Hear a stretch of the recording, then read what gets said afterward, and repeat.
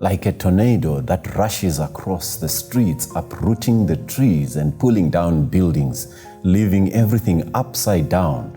Such is the pain of losing parents. Our topic for today is the gift of parents. And we are in the show, Painful Goodbyes. To take us through a very touching story is our sister, Londi Moyo. Londi, welcome to the show. Thank you. Thank you very much. So who is Londi? Maybe people may need to know who she is. I'm Sindisiwe Londi Moyo. I am the first and only daughter of the late Pastor Nimrod and Sasingasi Moyo. So I am 25 years old and I recently graduated from Paru University. I was studying an integrated program in law and business administration. Yeah, thank you. Thank you very much. It's nice to have you on the show today. Thank you. So growing up, what were your career dreams and did they come to fruition? If something changed, what changed? Growing up, I always wanted to be a teacher, but I think that was influenced by my mother's career because she was also a teacher. All right. So I thought that was the best career in the world. All But right. as time went by, I changed to deciding to be a lawyer.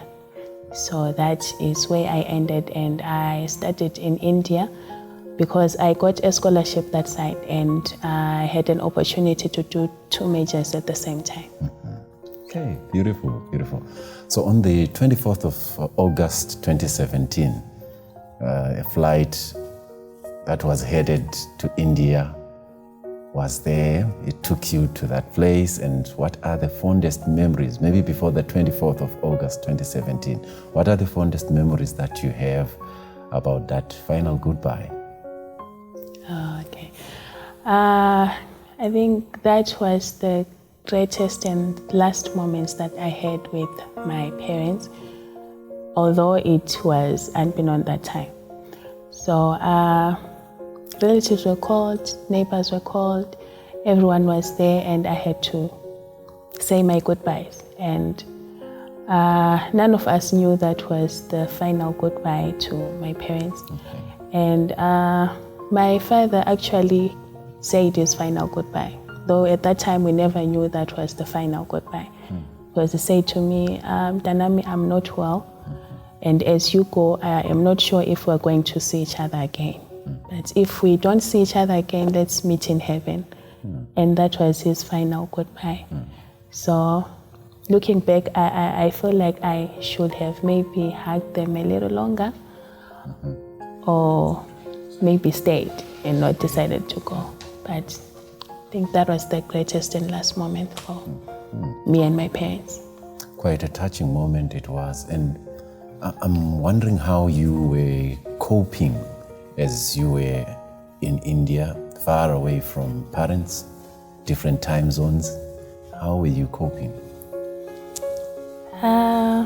At first, I would say it was a moment of ecstasy. You know, being a child and you're away from home, there is no parent who's going to tell you do this or do that.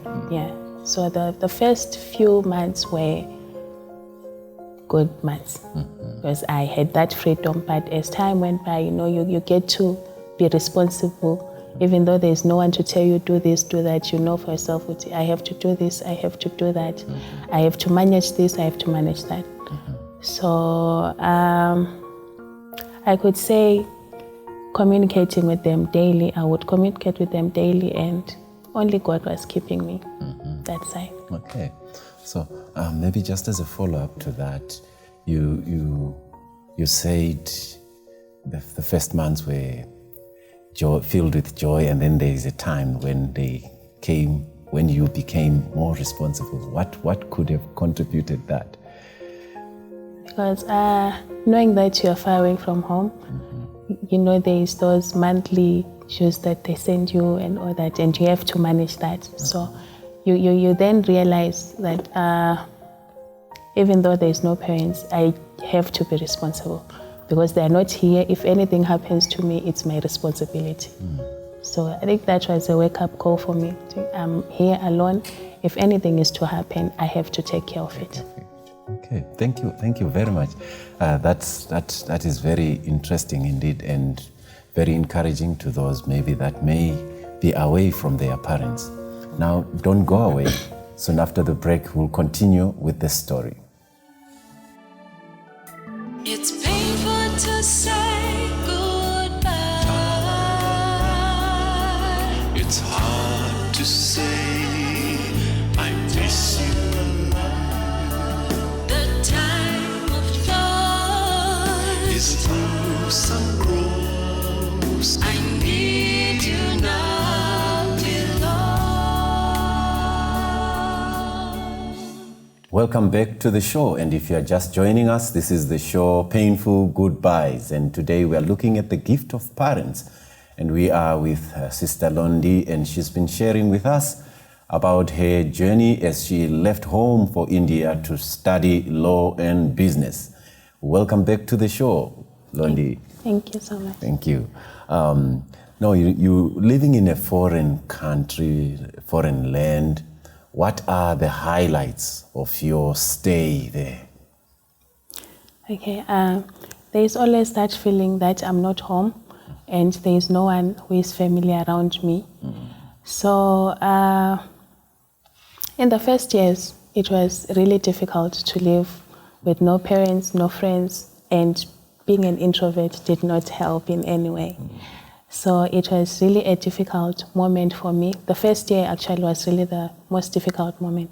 But as time went by, I got to adjust to the culture, got to adjust to living that side. So I could say my stay that side was a bit of good and bad. Yes. Okay. So then the pandemic came. Besides the pandemic, I think it must have been a difficult time for you at school. So besides the pandemic, what other low moments can you call to mind? Do you remember? Okay. It was already hard being in a foreign land as an African, but it was harder because I was Zimbabwean. Okay. And being Zimbabwean with the economic situation back home and everything, when you actually rely on people back home, it was really a difficult time. But apart from finances and economic struggles, I'm not someone who is always healthy. You get sick and you have no one that side. Now, when I was this side back home, even if I went to the doctor, I would always just there because my mom is always going to get whatever is the problem and everything. Now I have to narrate what is wrong with me to the doctor, which I was not accustomed to. So those were the most lowest moments for me, getting ill in a foreign land with no one that side. It must have been hard because as you have been used to having mom close to your side. Yes. And then there came this bad news of losing your mom, losing your dad. Care to share about that? Okay, so when I left home, my dad was on and off. He was not well. And I never really thought something like that would happen. I had hopes that he is going to go, I'm going to graduate and come back home to a family with parents. But God had his own ways. So I was my father's best friend, and he was my best friend. I was always a daddy's daughter. So most of the times when he got seriously ill, they would not tell me, let's see, your dad is not well. I would maybe see from messages from groups, maybe church groups, no, Pastor Moyo is not well. And they're like, oh, okay. Because they had that fear to put all the pressure on me because I had pressure at school. So I think they'd feared that it's going to affect me. So most of the times they wouldn't tell me. So on his final journey, they hadn't told me.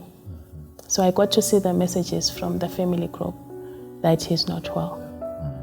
So until I think a week before his demise, Mom told me, Udeti is not well. And we are going to Harare for procedures, these operations. Okay. And at that moment, I thought he's always been like that. He gets to a point where he's seriously ill, but he'll just get up from there.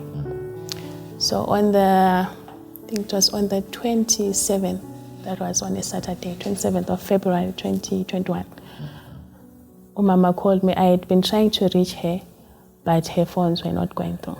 So she called me and she made a direct call, not a WhatsApp call, a direct call. So, Unjani, I'm well.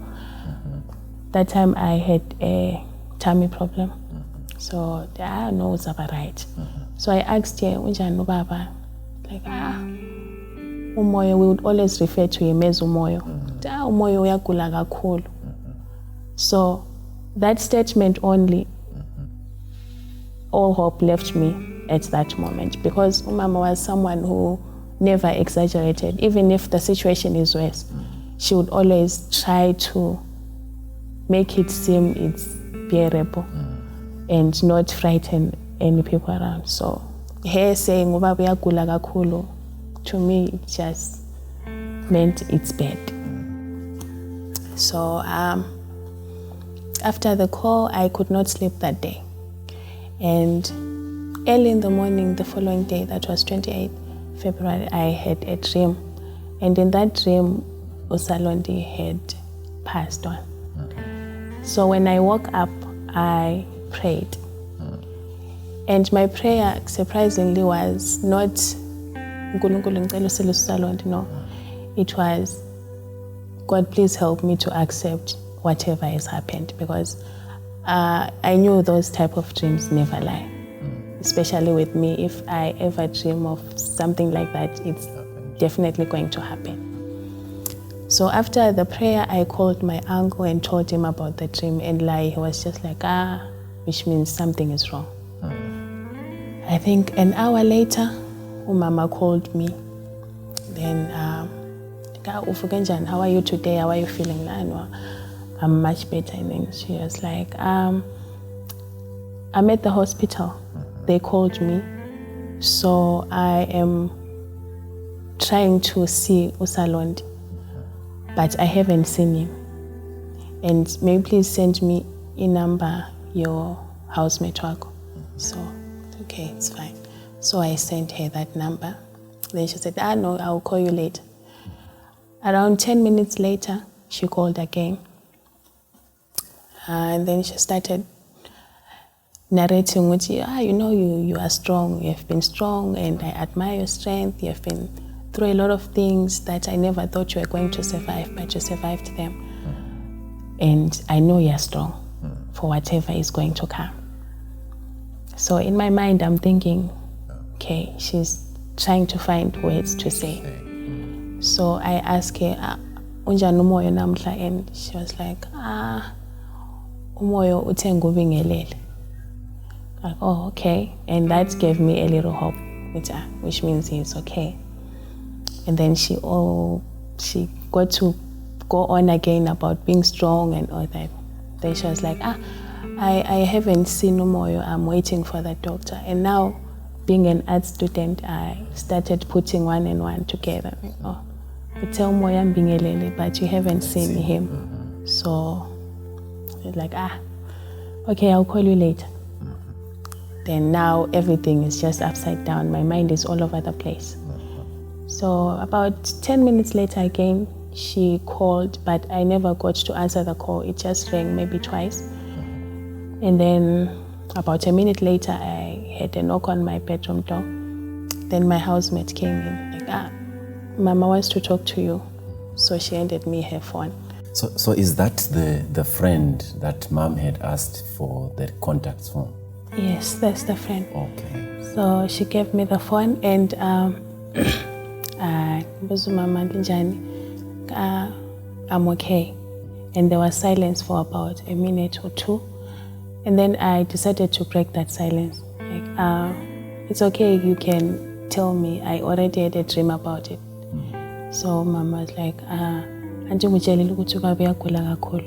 yes. Then Moyo kasekho mntanami is normal. And I decided to tell you first before I tell everyone else. So for now, just keep it to yourself, don't tell anyone. So that was how I got to find out about Dad's passing. And with Dad, I got to comfort myself because I saw him. I saw his journey. I saw his illnesses and sicknesses. So it made sense. So 3 months down the line, I was never told that Mom is not well. So I was looking for her and her contacts were not going through.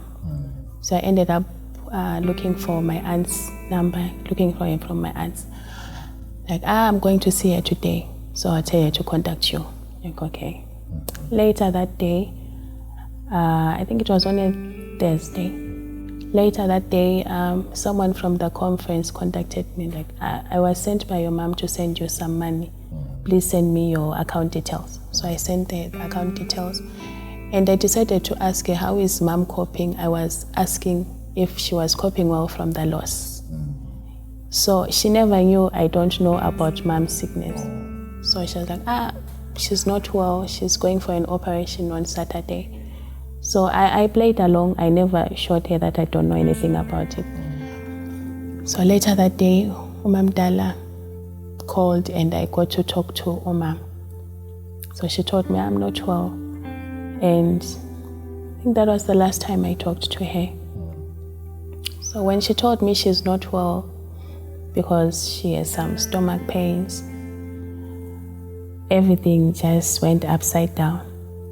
I never had any hope. I just thought, this is it. So a few days later, it was on a Sunday, I had asked Mom Dala, how is Mama doing? And she told me, no, she's not well. It's really bad, but your mother is a fighter. And that gave me a little hope to know Mama is a fighter. She's going to be okay. Later that day, my best friend had decided to go for a business trip somewhere. So we just left around 8. And 2 hours later, he called me like, I had a breakdown, so I have to come back. I go, okay. And he's like, I need your phone because mine is dead. So someone is going to come there and get your phone. I need to make a few calls. Okay, it made sense at that point. So earlier, my aunt Mamncane had asked for my best friend's number. So now when he asked for my phone, I never got to put 1 and 2 together. So I was just like, no, it's fine. So I kept myself busy because I had a bad feeling about that day. Like I had some stomach pains unexplainably. So 2 hours later, he came and was like, I need to talk to you. Okay. So we sat down, and that moment my knees were weak. I had that strange feeling in my stomach, like, this is serious. And first, before I tell you anything, just promise me you're not going to do anything to hurt yourself. Okay? I won't. Like, no, I'm serious. If you can't do it for yourself, if you can't do it for me, at least do it for Uhai. So when he mentioned Uhai, he knew I was going to be alert. Like, Auntie Mama was not well. Like, yes. It's like she couldn't make it. At that point, all the English left me. I could not understand what that meant. So I asked him, what do you mean if you are saying she couldn't make it? Mama was sick. And I responded, no, she is sick. Like, no, Mama kaseko. I never responded swiftly. I just sat there and started thinking. And the only words that I could say were, no, God cannot do that to me. Those were my words. I refused to believe that. Then he kept on saying, until he called my Mamncane, which she's not accepting what I just told her. Then Mamncane called me, this is what has happened. And I kept saying, no, it's not true. But with time, I got to accept it. So with Umama, I never got to see her sick, so a lot of things never made sense that time. So that was what happened and how I got to find out about everything. I'm very sorry about what really transpired. That must have been a very difficult moment, and I really can't understand how you could cope with the loss of both parents. When we come after the break, we will look at the story in detail and how she was able to handle this painful goodbye. It's painful to say goodbye. It's hard to say I miss you. The time of thought is through some grooves. I need you now, dear Lord. Just before the break, Londi shared with us a very heart-wrenching story about the loss of her parents in a space of 3 months. And we are still in the show, Painful Goodbyes. Our topic for today is the gift of parents. It is especially hard when we lose them. And I'm wondering what kind of life preparation, maybe your own life, how did your life experiences prepare you for this kind of a loss? If I'm to be honest, there is nothing that can prepare you for such a loss. But I think my upbringing, my mom was very strict, not as much as my dad was. Okay. So I think the kind of upbringing that I had, being taught about responsibility and all that, I think that kind of prepared me for the loss. And sometimes Salondo would hint here and there, would say, if I die, you're going to do this. If I die, you're going to do this. Most of the times he was always talking about me taking care of my little brother. So I think those are the few things that really kept me preparing myself for the loss. Okay. So what support structures did you have? Since maybe there is a little bit of preparation, so what support structures did you have that helped you to cope with your loss? Okay. I have a friend who was that side in India who kept me sane. He was always there for me. I had all the support that I needed. I would always go to him and pour out my heart or say everything that was on my mind, and he never judged or felt like I was attention seeking, as most would think. Okay. Yes. And also there is my father's friend who was there for me during that time, and I would say he's been my therapist. He would help me through the loss and help me process everything.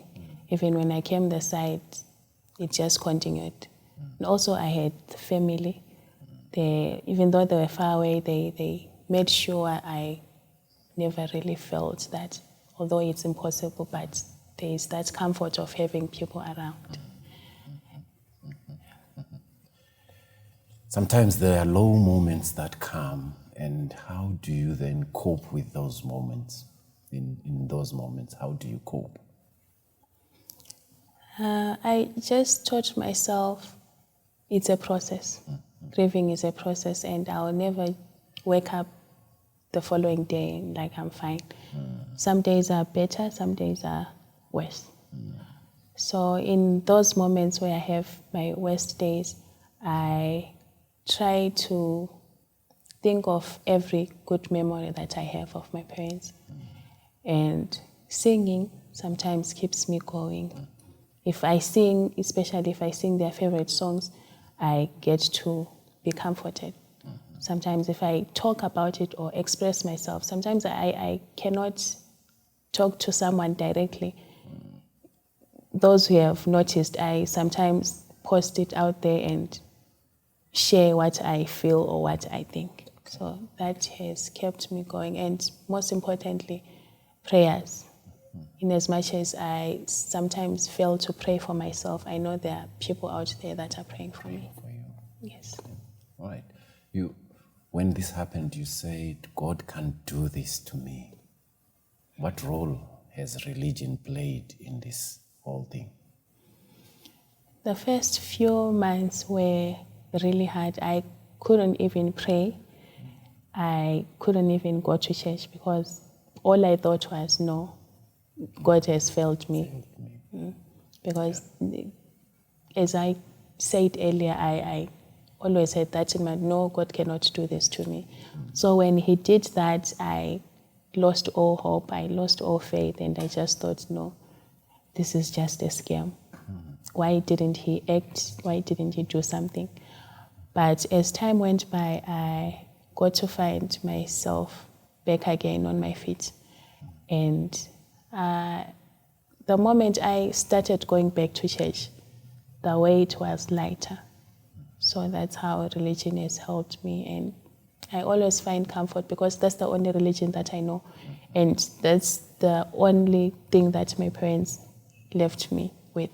So going back there was just a way of saying, no, in as much as I am hurt, in as much as I have all kinds of emotions, the only place where I can still go to and find comfort is in the Lord.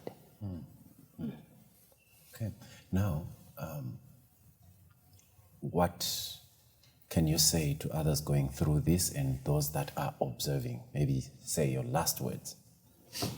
To everyone who is going through the same thing that I'm going through, I'd like to say God is too wise to make a mistake. There is always a reason for whatever that happens in our lives. We may question his ways, we may question why he did that, but there is always a reason to whatever that happens in our lives. Because whatever that happens, he already has a plan.